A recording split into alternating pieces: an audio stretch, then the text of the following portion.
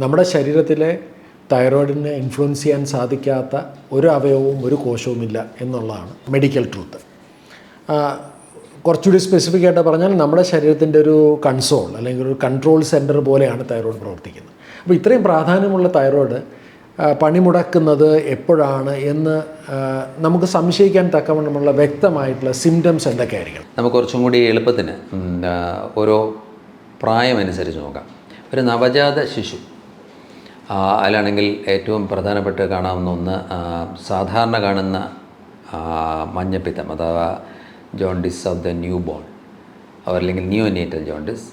അത് കുറയാതെ സാധാരണ ഇതിൽ സമയമെടുത്തതും കുറയാതെ ഇത് പ്രൊലോങ്ഡ് ജോണ്ടിസ്.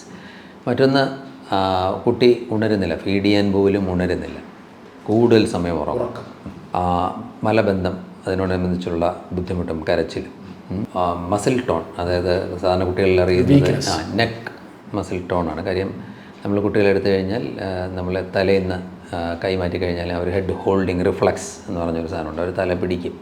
പക്ഷെ അതില്ലാതെ വളരെ ഫ്ലാസിഡായിട്ട് കിടക്കാം, അത് പുവർ മസിൽ ടോൺ. പിന്നെ കരച്ചിലിൻ്റെ സൗണ്ടിൽ തന്നെ ഒരു വ്യത്യാസം, സാധാരണ കുട്ടികളുടെ പോലെയുള്ള ഒരു ഹൈ ഫ്രീക്വൻസി സൗണ്ട് അല്ലാതെ വളരെ ഹോഴ്സായിട്ടുള്ള ഒരു റഫായിട്ടുള്ള ക്രൈ. ഇനി കുട്ടികളിലേക്ക് വരികയാണെങ്കിൽ ഹൈറ്റ് കൂടുന്നതിൻ്റെ ഒരു സ്പീഡ് ഉണ്ടാവില്ല. മറ്റൊന്ന് പല്ലുകളുടെ ഡെവലപ്മെൻറ്റാണ്, വളരെ പ്രധാനപ്പെട്ട ഒരു സംഗതിയാണ്. നമുക്കറിയാം ഇപ്പോഴത്തെ പെൺകുട്ടികളിൽ കാണുന്നത് അവരുടെ ആർത്തവചക്രം തുടങ്ങാനുള്ള കാലതാമസം. ഒരുപക്ഷെ മാതാപിതാക്കൾക്ക് ഏറ്റവും വ്യഥയുണ്ടാക്കുന്ന മറ്റൊരു സംഗതി കുട്ടികളുടെ സ്കൂൾ പെർഫോമൻസാണ്. അവരുടെ കോഗ്നിറ്റീവ് ഡിസ്ഫങ്ഷൻ